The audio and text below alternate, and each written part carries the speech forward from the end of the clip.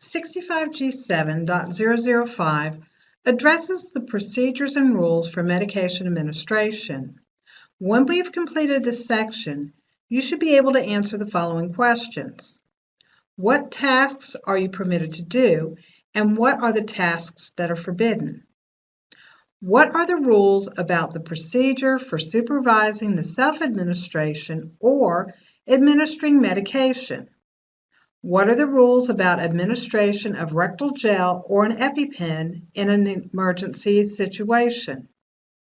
What are the rules and how do you document the administration of PRN medications? What are the rules about giving medication through a feeding tube? What is a corrective action plan?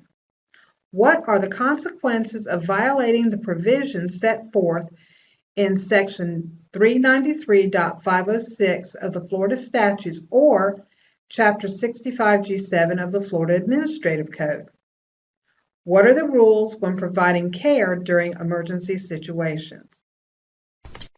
The medication routes the MAPs may assist with when they are trained and validated for that specific route include oral, enteral, transdermal, otic, ophthalmic, rectal, inhaled, and topical. This is very important to remember.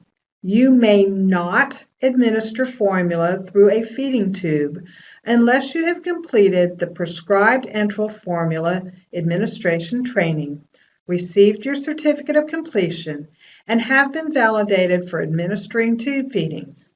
Taking the basic medication administration training and being validated for medication administration by the enteral route does not satisfy this requirement. A licensed healthcare provider may administer or supervise medication within their scope of practice. However, both licensed providers and MAPs must have an order or a prescription, and the medication must be properly labeled and dispensed in accordance with the law. A good rule of thumb is that for you to assist, it must be on the MAR, and the only way it can be on the MAR is if you have a doctor's order or a prescription on file. When you have several people in the facility that are prescribed the same over-the-counter medication, such as Tylenol, the facility may have a stock container, and the medication may be administered to multiple clients from that container. Generally, you will need an order from the doctor to stop a medication. When you receive a new or changed order for a medication that overrides the previous order, follow the new order and discontinue the previous order.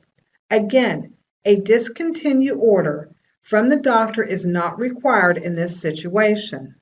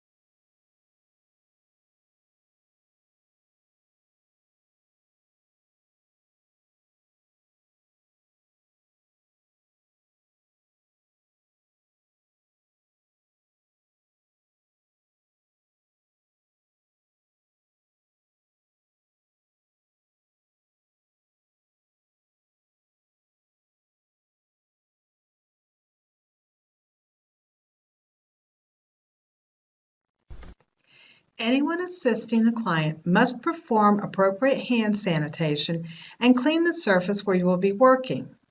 Hand sanitation should be repeated as needed during the medication administration process. You may only assist one person at a time. When checking your MAR and preparing the medication, it should be done in a quiet area that is free from distraction. This will help you focus on what you're doing and help prevent mistakes. You must prepare the medication just before you administer or supervise the administration. No pre-pulling medication is permitted. Document the administration as soon as it is administered. Then put the medication back in its portable or permanent storage location before you assist the next person. When the client has been discharged from the hospital, emergency department, urgent care, etc., and has been issued medication orders, you must reconcile the medication within a 24-hour period with the primary healthcare provider to ensure the doctor wants the client to remain on all of the medications that are prescribed, including the new orders. On the next slide, I will go over the information that you will need when you do the reconciliation. As mentioned on the previous slide, when the client is discharged back to your care with new or changed medication orders, you are required to reconcile the medication with his or her primary care provider within 24 hours. I would like you to write these requirements down. There's a place on your worksheet to do so. 1. You must document the primary care provider's response. Be sure to include any instructions for medication administration or follow-up appointments. 2. Document the primary care provider's failure to respond, along with continued attempts to contact him or her. 3. If there is no licensed person to take instructions from the primary care provider, the MAP must also ask for a fax or electronically supplied instructions. 4. Again, remember this must be done within 24 hours of being discharged from the hospital, emergency department, urgent care, or another facility. Immediately report torn, damaged, illegible, or mislabeled prescription labels to the dispensing pharmacist. A replacement label should be obtained. If the person is residing in a facility, be sure to notify the facility supervisor also. Always check the directions and the expiration of each medication to be sure that medications that are no longer prescribed or that are expired are not administered. Your MAR should always be up to date. We will discuss how to add things to the MAR and study it in depth in Module 2. When you match your label to the MAR, each and every time you decrease the probability of a medication error significantly. This is a little confusing, so I'll do my best to explain. You must keep an order or a copy of the prescription in the MAR book for all medications listed on the MAR. A prescription that is kept in the book is good for 1 year after it's written. Dependent on the number of refills that were ordered, the prescription date may expire before you've used up all of the medication that was ordered. If the medication has not expired and you still have a current doctor's order for the medication, you may continue to give the medication until your supply is used up, even if the date of the prescription has expired. When you are dealing with a PRN, it's a little different. Instead of being able to use up the rest of the supply, you may only give it no longer than 6 months after the expiration date of the prescription. We'll talk about this again later, but a good rule of thumb is to check your prescription date and the expiration date on PRN medicines that you don't use very much every month when you switch out the MARs. In fact, for meds like Diastat or EpiPens, I would write the expiration date at the top of the MAR so you're sure your supply doesn't expire. Always confirm the 5 rights plus 2. I will be talking at length about the 5 rights, both when we are looking at medication error reports and when we are talking about prevention of medication errors. The 5 rights plus 2 means that each and every time you supervise or administer medication, you do confirmation checks on each medication before giving them to the person. You will be confirming the information on the label by matching it to the MAR, or through observation when it is the right person and the right time. The 5 rights are, and I'd write this down, the right person, the right medication, the right dose, both strength and amount, the right time, and the right route. The +2 are the right reason and the right documentation. You should never pull pills and place them at the bedside or where the person usually sits at dinner. This is a medication error waiting to happen. Always prepare the medication, then give it to the person. Watch them take the medication, then be sure they have swallowed it before you leave them. After they have swallowed the medication, you may then document the administration on the MAR. Do not sign off medications before administering. We will be talking a great deal about medication errors and how to prevent them later in the course. But one type of med error can be easily avoided by documenting the administration or supervision of the medication on the MAR immediately after the assistance is provided. You will document the administration by placing your initials in the block that lines up with both the date and the time for the medication you gave. Always be sure you have signed and initialed the bottom of the MAR. There are several steps to document the administration of a PRN medication. First, you will initial the box just as you did with a routine medication. However, you will need to put the time that it is given in the column where the times are recorded.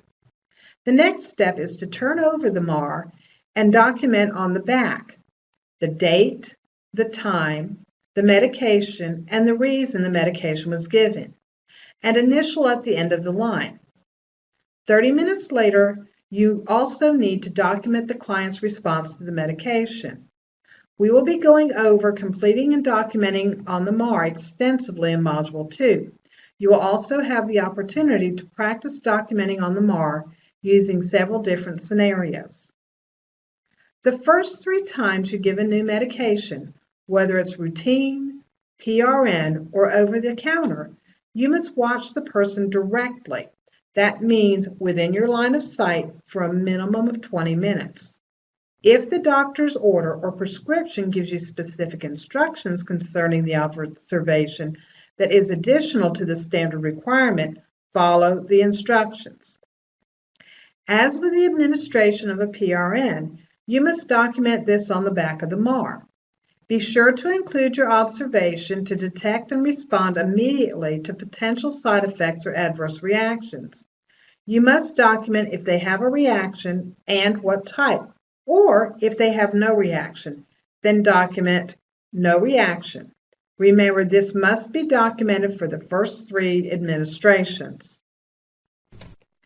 Just a little recap for documentation for PRN medications. After documenting on the front of the MAR, be sure you record on the back of the MAR. Include the date, time, the name of the medication and strength, the reason you gave the medication, the response after 30 minutes, and your initials. It is also required that you sign and initial the bottom of the page of the MAR, both on the front and back, to identify your initials. An example of how to record the response to a medication given for a complaint of headache, your response could be, the client states, my headache is better. Another responsibility you have is to be sure that the person's medications are refilled promptly, so he or she does not miss any doses of prescribed medication.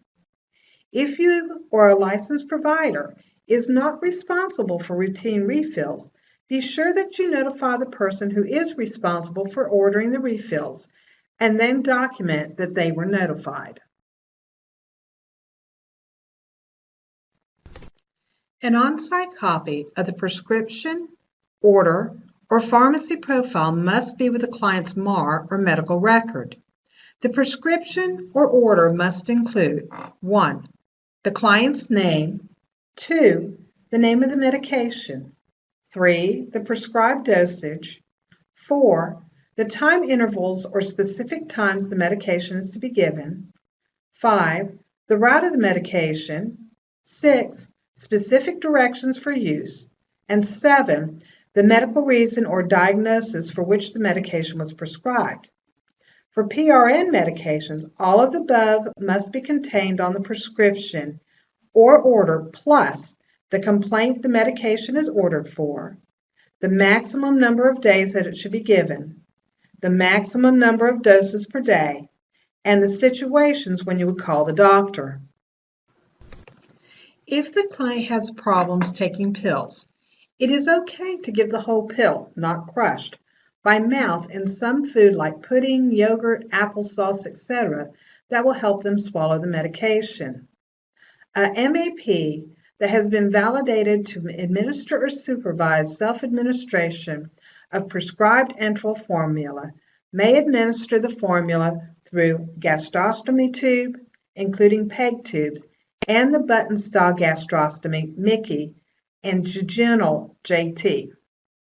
Remember, to give the formula, you must have completed the prescribed enteral formula training and be validated. Being validated for medication by the enteral route does not allow you to administer the formula. MAPs may not do the following: administer or supervise over-the-counter medications or medication samples without a written order from the client's doctor, APRN, or PA. Crush, dilute, or mix medications without instructions from the prescribing practitioner or licensed pharmacist.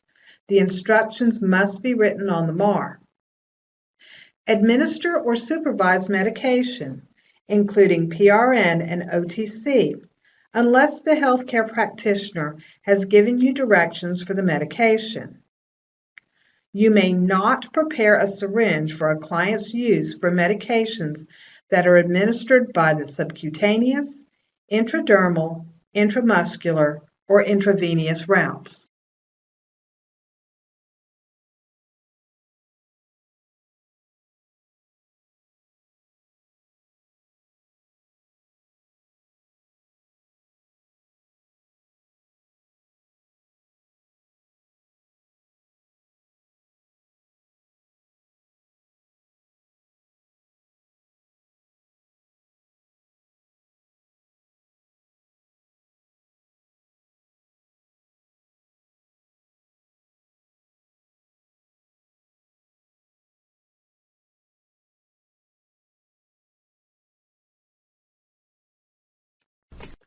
You may not administer or supervise medication inserted into the vagina or given through a tracheostomy.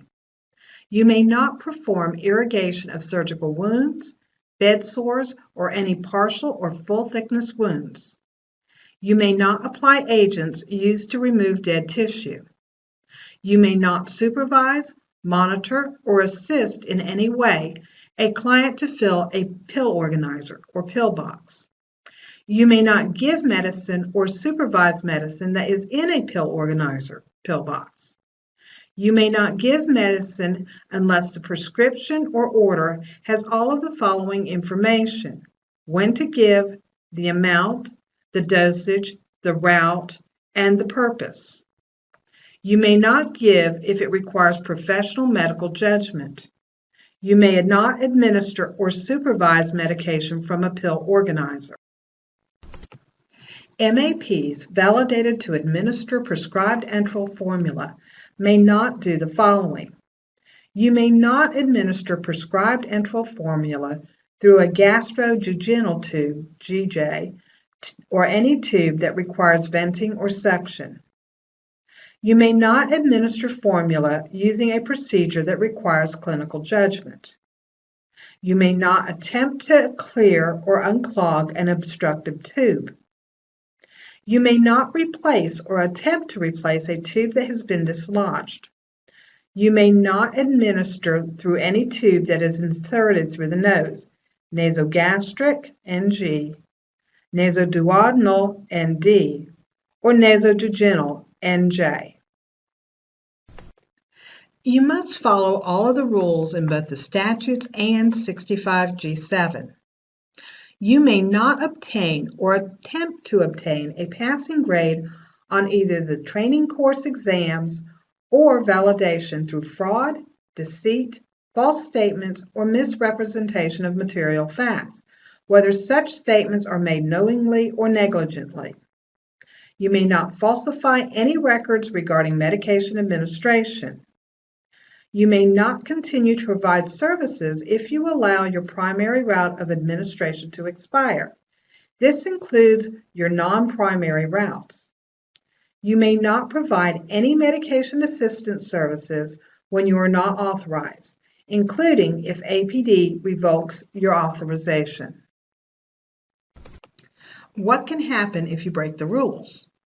APD can prohibit you from providing medication assistance services. APD can make you retake the basic medication administration training and/or the prescribed enteral administration course and revalidate. APD can make you participate and successfully complete a corrective action plan. APD will make you comply with remediation requests. If a MAP or licensed healthcare provider violates the provisions of 393.506 or 65G-7 in an APD licensed residential facility, APD will take action set forth in Chapter 65G-2 against the facility to ensure the health, safety, and welfare of the clients and third parties.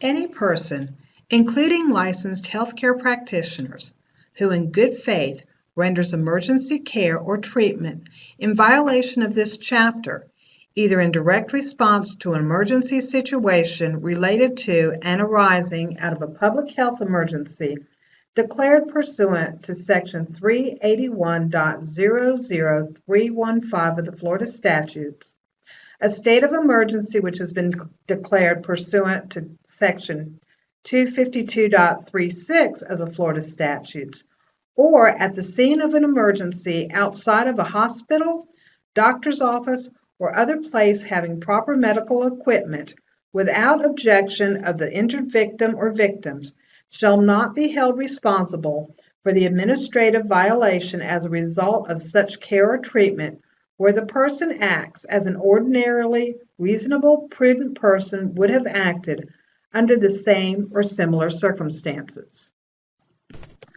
Alyssa is very allergic to bees. For this reason, you always take her EpiPen whenever she leaves the group home. You are at a church picnic and one of the other clients comes running up and tells you Alyssa was stung by a bee. Her face is red and she says she's having problems breathing.